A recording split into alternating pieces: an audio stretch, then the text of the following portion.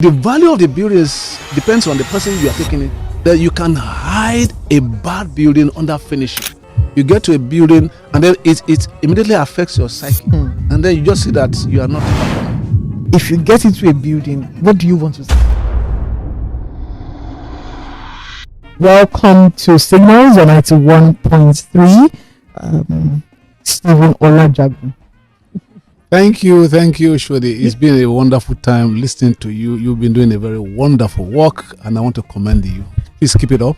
I just commended you off record that you're doing good CSR. This is setup. It is not a setup. You're doing good work, and you must be commended. Thank you very much. You go higher. So it's a pleasure to be on your show, and also a big thank you to all the listeners who have been following you up. And you have a large followership there, and they always listen to you. So please keep the good work up. Okay, now that you have, let me be nice with my words. Okay, thank you very much. What does the phrase "the true value of building"? What does it really mean?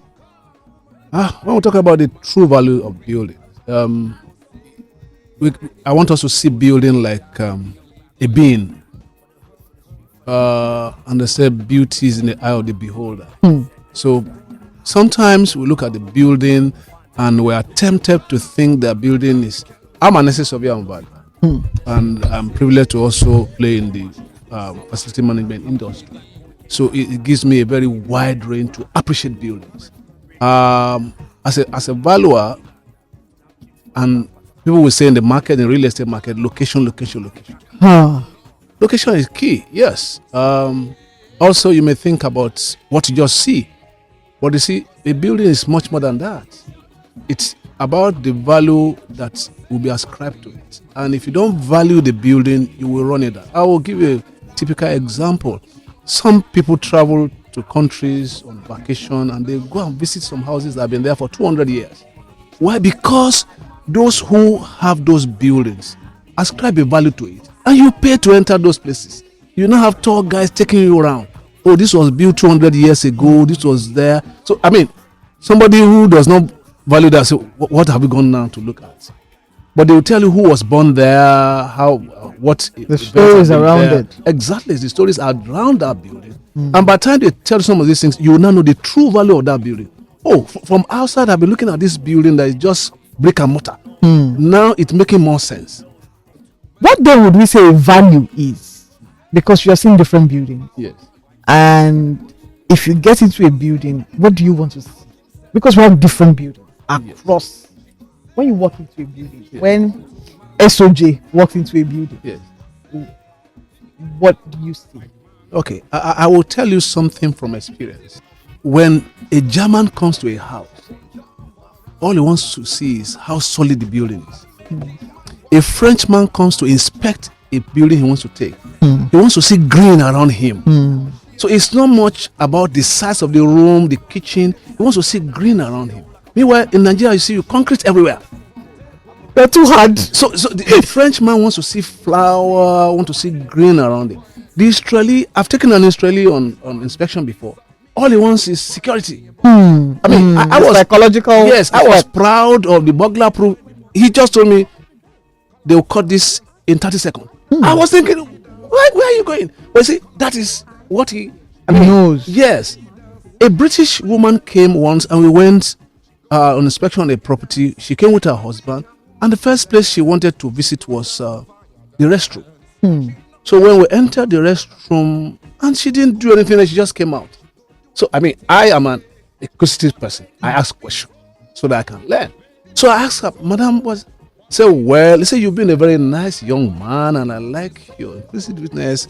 And that in Nigeria they realize that our finishing is bad, and you can hide a bad building under finishing. But see, the easiest way to know is the tiles. That if the tiles are not straight, you can imagine what is behind it. And I caught that immediately. Until you go to most of our buildings, the tiles are not straight. I'm always looking at the underneath. They're not straight. You go sometimes, they will have to now be cutting some. Where she's coming from, everything you must use the plumb. I mean, proper. Exactly. So if she enters a house and asks to use the restroom, she can just say she's not inspecting again. And she walks away. You were wondering, what has happened to this woman? You didn't see what she saw. Exactly. So when you enter a building, it depends on your perception. I mean, for example, if you take, if a couple wants to take a house, you take the man around everywhere. It's fine. When the wife comes around, the first place you take her to is the kitchen, the bedroom. No, she wants, because that's the areas where she operates. So you ensure that all those things. So the value of the building depends on the person you are taking it. True. Yes. Is a beautiful building a valuable one? It's you see, when you see a beautiful building, which we do have in many places in Nigeria, but the issue now is that do we maintain them? We have several beautiful structures by the time they are constructed and commissioned, but see, maintenance zero, and then you come back to the same building the next 3, 4, 5 years, and you'll be wondering next 1 year. Thank you. And meanwhile, look at England, for example. There are houses, there are streets that the facade has been kept for 50 years. Even if you have permission to rebuild, the facade is kept. They build the back of the house to keep the facade. It's a law. You can't. Here you want to cut a tree, you can cut your trees. There are some trees that you need council approval to cut. I was reading a story last month in America. Somebody who bought a place with their money, a couple bought a place with their money and cut down a tree in the, I think it's about 5 acres of a large land. And the neighbors reported to the authorities. The amount they are told to pay by cutting a tree, they have to mortgage it because the neighbors told them how old the tree has been there. Whoa. And the value of that tree to them. Do you get what I'm saying now? Okay. So you can imagine now somebody who was born in a particular house and then now has gotten to somebody like Otedola or Dangote, grew up in a house, and then he comes there when everybody has seen just the brick and mortar. He's seen memories of how he grew up. He's ready to pay any amount to get that. To preserve the memory. So building. We need to put life into building, and that's why the facility managers come in. So that the building can live its life, and the life may even go beyond what is supposed to be its ordinary life. Like human beings that die, buildings are supposed to die, but you can actually preserve them. That for years and generations to come, they will still be there and fulfill their purpose. Now, let's come home a little bit and rock some waters, and it's okay. Yes. Why is it that when we have buildings, our fathers and mothers, grandparents bought lands was treasure for them? Yes. Now, by the time they go to be with the Lord, the children now sell the property, and then there is war in the land. There is problem in the family, not war in the land, problem in the family.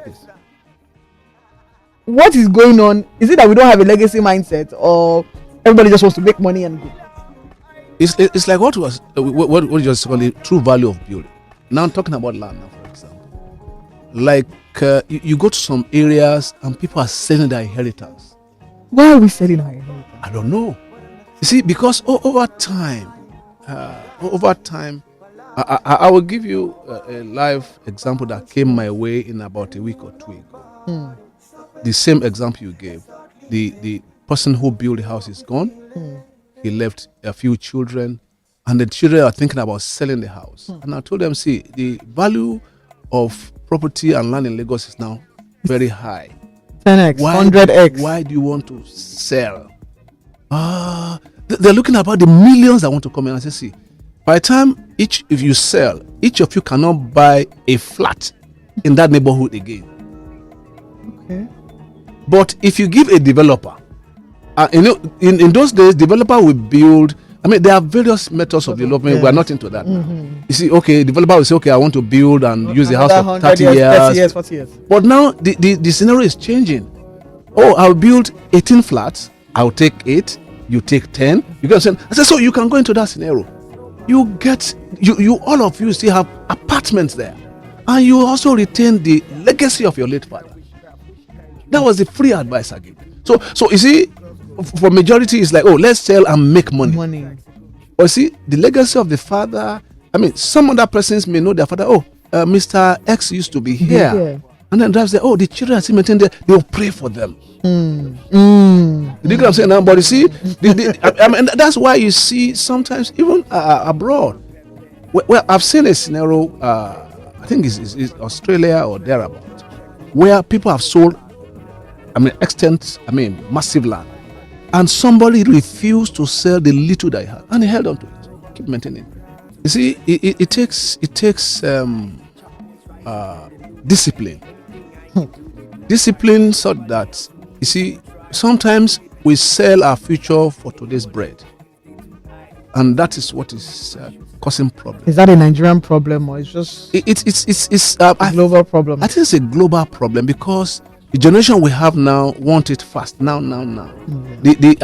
Our forefathers, they take time. They are patient, and then they want to leave a legacy. Somebody wants to point and say, this is the house of, and then the way we grew up, particularly in the South, when somebody asks you, where are you from? Say, I'm from so state. This. Exactly. And then they will have, who is your father? Exactly. So it's a pride. And then somebody will come, one of the children will come and make an improvement on that, or this, and then the other people will say, see, they are competing. So why don't let's do this to our own house too? And then it also engender communal living, and which is what we are losing out now. We are social beings around this part of the world. Or you see, we want to copy the West, and then and that's why you see in the West people don't really have relationship again. You live an isolated life, and then that's why depression is more, and those things, and that's not our culture. Okay. So you feel bad, you go to the next compound, you go and disturb them. Please, what do people cook in that house and all of that? Now we're looking at, you spoken about communal living. Yes. I'm looking at a lot of buildings that have risen up in recent times. Yes. Before we used to have face my slap you. Now we have buildings slap you, I slap you. Yes. Buildings joining together. What's going on in that developmental space? The developers, what's going on? There is no space in the room. Bed there cannot. What happened is that no cross ventilation. It's a matter of demand and supply, because you can't expand land, and then more people are coming in. So what they want to do is that okay, let's maximize what you have. I will become China. Exactly. Even in England, you see now, you see they have small rooms, and then you have a 5-bedroom, only 2 restrooms.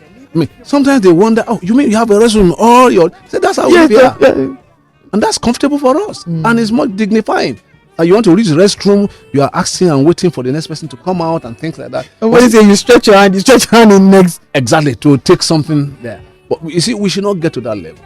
And it's also throwing something back into those who are in the, for example, design. Say, how can we design now our landscape to still preserve what is our legacy? Do you get what I'm saying now? What then is our legacy if we're almost selling everything? Everything. We're almost selling everything, and then we're not leaving any landmark. It's painful. Some family will say, oh, for example, coming to Lagos, one should have expected when you go to Brazilian quarters, you go there and see Brazilian designs. Lagos will have sold so much on tourism with that. I've been to New Orleans the year after the Hurricane Katrina. You see, in IFMA, they moved their conventions to various cities, and it's deliberate. It's marketing. Now, the year after Hurricane Katrina, they moved us to New Orleans, and I realized that several bodies have been moved there. We went to French quarters. You can see houses built 200 years ago, and you go there, you buy things, you get what I'm saying now. It's a selling point. You go on a tour, you go around, it's a selling point. So if you don't say Brazilian quarters, it's just a name. Are there things you can point to date now? Even places of worship, mosques, churches that have been built 50, 100 years ago, are we preserving them? They pull them down and rebuild another one. How can we sustain what's there? In France, there's a church that got burned the other day. Was it last year or 2 years ago? Caught fire. They restored back to what was there, because that's what tourists want to come and see. Nigeria, we hail. We will hail Nigeria. It's a country we need. We build it back. Eh? Yes, it's still possible. It's determination. It's still possible. I'm a believer. It's possible. Well, can a poorly designed building affect people's productivity and mental well-being? Oh yes, yes. You see, if the building is not, you can get to a building and puts you off. You get to a building and then it immediately affects your psyche, and then you just see that you are not performing. Sometimes even colors affect that. Why do you think? I mean, children play areas and rooms. We pay colorful. Exactly. Things that could interest them. We things that will interest them. We paint. We put their favorites there, burning. If you do that, animals. Some people, particular colors put them off. So things like that will actually affect people's productivity. It has to be good, comfortable. A place where after all the trouble you have been bashed front, back, center, you want to come to a place that is appealing to you. So why not make yourself comfortable and happy? So what are the things you want to see in your house? I mean, that's why you need to maintain your property. I mean, where you live properly. Some people think that because they are tenants, it is the way you treat others' properties you treat yours. But some tenants and landlords are from hell and high water. Yes. I mean, you enter some places and you wonder, do we have pigs here? They don't care. It's not our own. It's not our own. Particularly in Nigeria, where people believe that government property, which is public property, is not my property. So go to some barracks.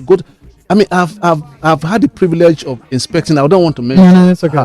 You see some barracks, and then you wonder how they live in that place. Is it that we don't have an ownership mentality, or it's just that we're all in the national cake and just move? It's because one, we don't have ownership mentality. Number two, we also don't have we don't appreciate the true value of buildings. If you appreciate the fact that this is, culturally we are told, our parents will tell us that even building breathe. Yes. We are brought up. See, there are some values that's in our culture that they may not be Western education, but they added value to us. The world listen. Exactly, they will tell you that the world listens. So they want you to treat it like a human being. In the mornings we wake up to clean, to dust. Every week you clean cobwebs and things. Today's environmental Saturday. Oh, thank you. So it's supposed to be part of us naturally. So you see, when you do that, I believe that the building will also pay you back. Why? Because if you don't maintain your house well, you are susceptible to sickness. If you live in a dirty environment, you could be sick. It will give you back what you gave it. That's the thing. Buildings be nice. We should be nice to the building too. What's the biggest challenge facing the Nigerian building sector? The landscape. You are an estate valuer, surveyor. Please help us. Yes. You see, one of the major challenge we have is appreciating the people who manage our facilities.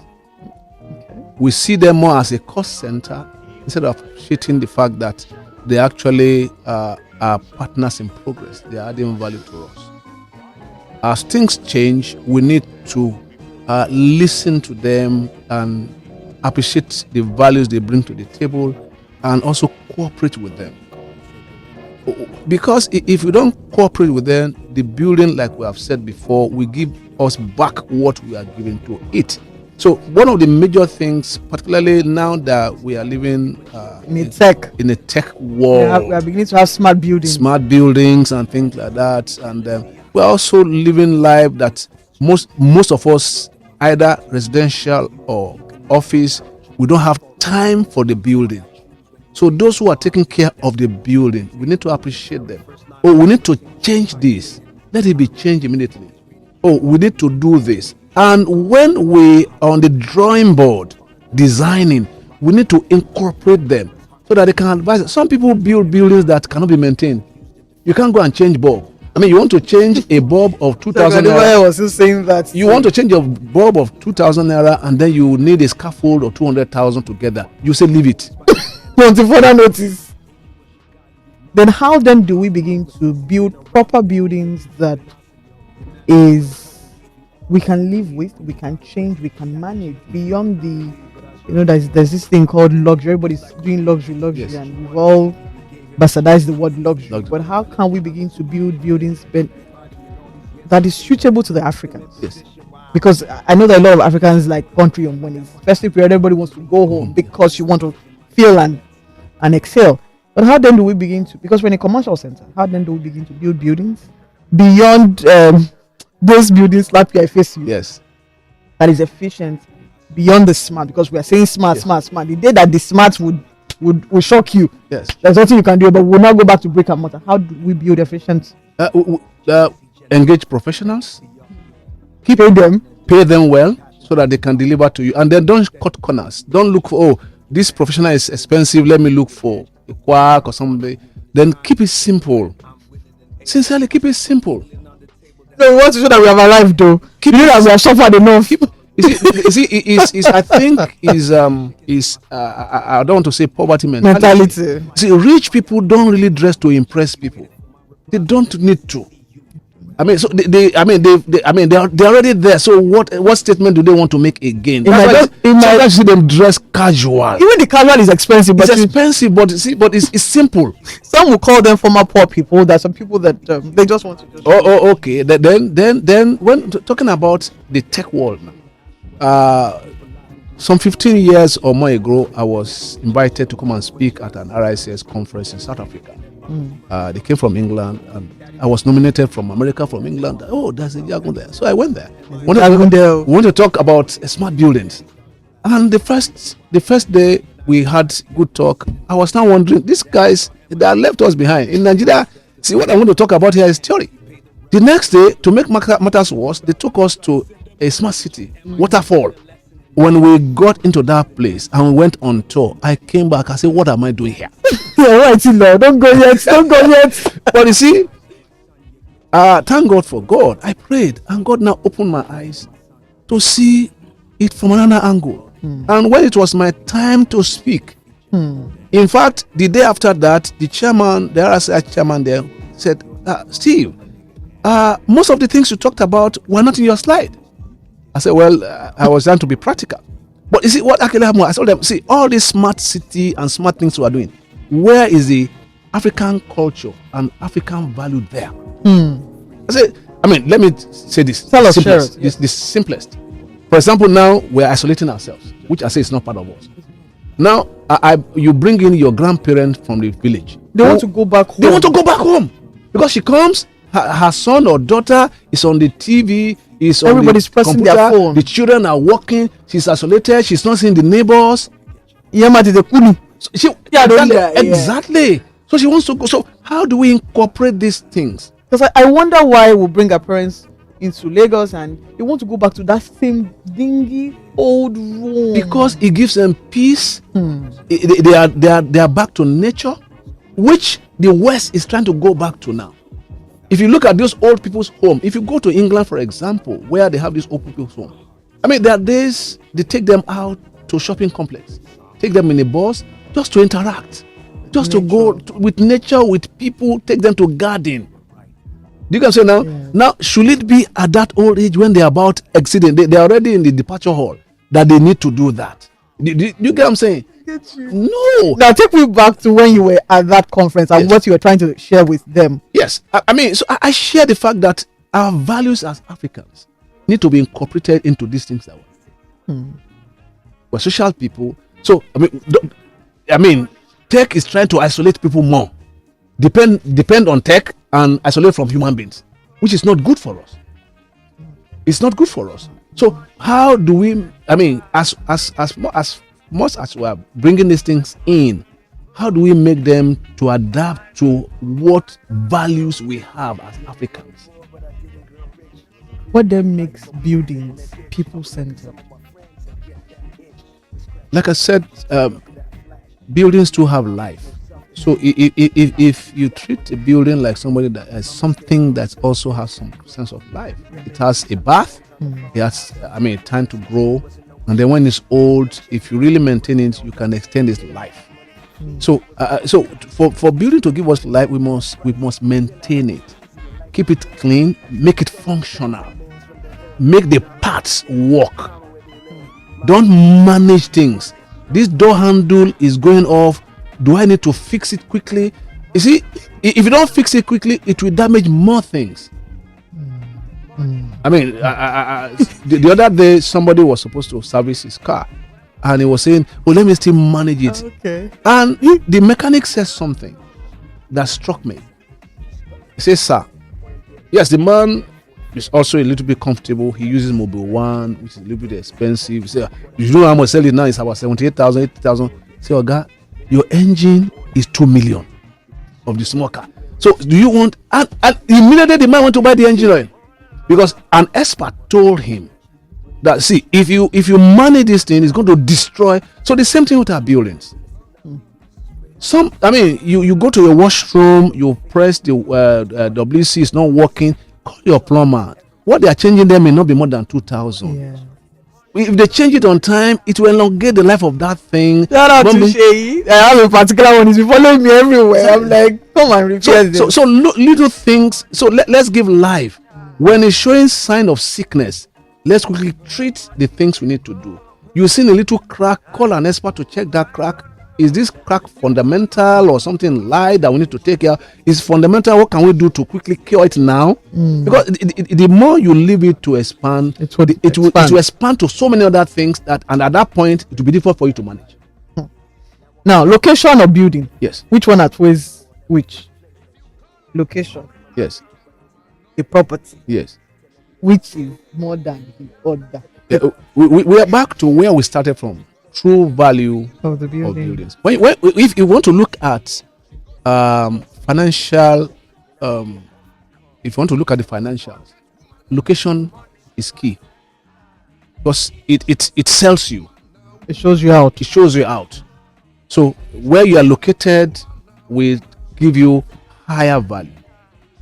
But now, the other side of it is, look at I can give a typical example I saw recently. I think Idowu. Hello. No. This guy who is into is a developer. Yemi Idowu. He just partnered with Lagos State government or something, and they did some big renovation for sports center in Ajegunle. Lagos State government went there to renovate some schools and did I think massive complex there. Now, some footballers who left that environment want to go back there and pay back, because somebody gave it a face value. So for them, the average Lagosian, when you tell them about what's that place again? Ajegunle. It's like a rundown place, a place you need to run away from. But see, now those who grew from there, yes, knowing that this place toughen me up, give me the values I have today, what can I give back there? So let me raise others. So to him now, buying something in Ajegunle, it's not about the location. So I'm ready to pump my money into Ajegunle because Ajegunle made me what I am. I may live in Banana Island today, but let me give something back to Ajegunle. Do you get what I'm saying now? So with that, Ajegunle too will now start to become a prime location to look up to. So your adage comes to me. Yes. Well, you interpret it in English. I will try. I don't know how to say. Yes. So that means we can actually beautify things with our hands. So what people think is a rundown, and it goes back to what we're talking about, values of building. A building that have been there for 200 years, and somebody now goes there and gives a facelift, gives a facelift, and then puts things in place to show you the value of this. Oh, this was a room that Lincoln used to sleep. This was a table he used to. Now people want to sit on that table and take picture. And picture generation. So now when the traffic is getting higher, the money increases. Now, speaking of money, what financial mistakes do developers and property owners make that reduces the long-term value of our buildings? Cutting corners and thinking more about profits. So in most cases, you see, developers just want to do a fine face and walk away. I just told about the British person. coming to inspect and looking at tiles. So The one I don't even like is that toilet. Is one that you have to use your side to enter. I've entered a building built by a developer. I don't want to mention the area in this Lagos. That some of the pipes leads to nowhere. To nowhere. So you just see water coming out from everywhere. Why? Because he has engaged the services of cheap people to do the work for him because he wants to maximize his profit. At the expense of people's lives. At the expense of people's lives. And that's why you see those who really have the fund to buy, they look at the credibility of the developer. What is the track record? And that's why you see good developer will say, see, I've been in this industry for 15 years, and they can point to their legacy projects. The track record. Track record. We did this 20 years ago, go there, it's still standing. We did this 15 years ago, go there, it's still standing. I mean, that itself is money. So even if their price is a little bit higher than those you don't really know what they are doing, you want to buy peace of mind with that little money and get to it. That's what some of these developers don't know. They believe that, oh, let me just make the money and go, but see, they fade away. And this is where the government comes in. How can we then regulate? Because I go through buildings, pass through them. Yeah. I like a lot of landscape. So, and then by the time I see X, yes, I see those red tapes, yeah. and I'm like, a part of me is like somebody's going to collect a bribe somewhere, or is going to take money that they're not supposed to take just so that they cannot do. Why can't we have proper regulation? Yeah, the building collapse is a lot. You want to sleep with your eyes closed, and then you wake up. We are still dealing with rain dealt with us this day. yes, the heavens were open. And we felt it. We felt it. But it's not the cause of rain. No, it's us. It's us. Why? Because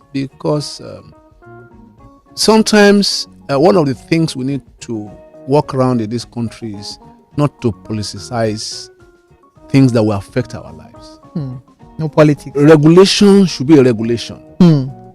Now, you go to some areas now that the current administration in Lagos State is trying to demolish houses that have been built on drains. Somebody approved it.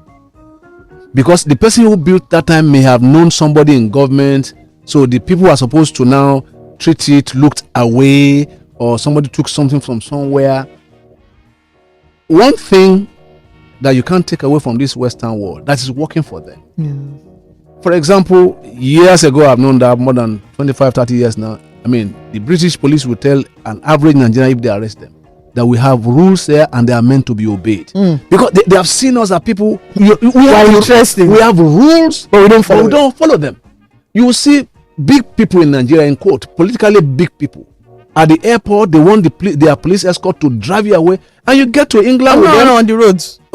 You get to England with them, they fall in line. I've snapped picture with governors, ministers at the airport. We're sitting together. In Nigeria, I can't get close to him. Do you get it now? Manism. Thank you. So we feel. We feel we need to oppress one another with our office. So that should go. This is the rule. They have a reason for making that rule. Don't bend it. Just not for us, but even for those coming behind us.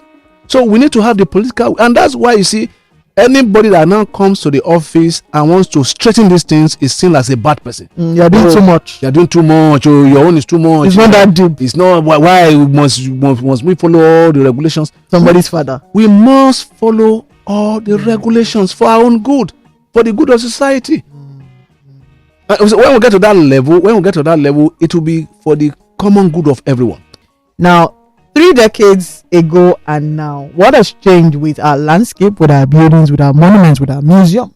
And what do you want to see in another 2 years?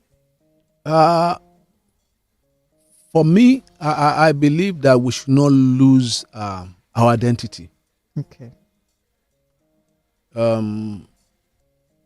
I was with a professional group on a conference early in the year in Saudi.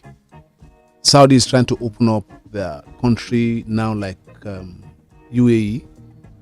But you see, the daughter of the king came and said something that struck me. That as much as we want people to come, that people must respect their culture and tradition.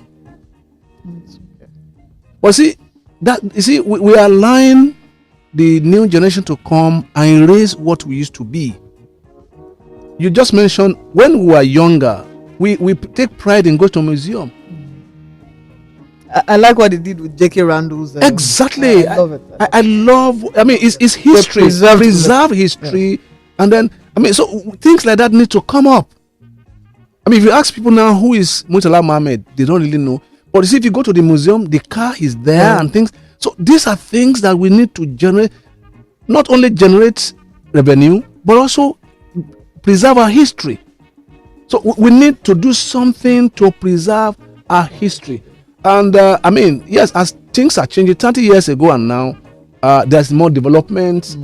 Things are getting better. We're getting more modern. But like I said, we should not lose our identity. Number two, we should not allow people who are coming in to now be the major players. And I will tell you something. A few years ago, I went into Eco Atlantic as a facility manager to have a tour around and found out who are those managing the place. Majority of those guys are foreigners. So that now made me now to start talking to the people that were mentoring in our associations that see, in the next 5-10 years, where do you want to be? Do you want to play in that market? That market is meant for you. It's not meant for foreigners to come and dominate. It's meant for you. And then for you now to operate in that market, you need to increase your capacity to play in that market. You need to show that we're capable of doing it. And we have what it takes. It's just the willpower, and then the government also now backing you up and then showing you that we can. It's one thing to say local content. It's another thing for local content to have the capacity to deliver. I mean, some of us professionals will look at some of those people who we call expatriates. We are far better than them, giving the opportunity. So the government should give local people opportunity, and as they are giving the local people the opportunity, the local people too should increase capacity and deliver the right things. And on that note, we want to say a very big thank you. Thank you. It's a pleasure being on our show. Thank you. I tell you over again that thank you. People commend you, and I'm commending you. Yes. Okay. So wait. Thank you. Yes. Till we come your way again, I really hope that we go home to our safe spaces and ensure that we have quality properties. We can sleep. It's painful when a father calls a child and say, I hope you were not in that demolished building. It's painful. It's back to back. And so while we're trying not to cut corners, we're hoping that we do well with the structures that we have, and then we can not only go global, we can also enjoy what we have. Thank you very much for sharing your wealth of knowledge with us. Thank you so much. Now, till we come your way again next week, Saturday, like we always say, stay alive is very important. Dream again, and have a wonderful week.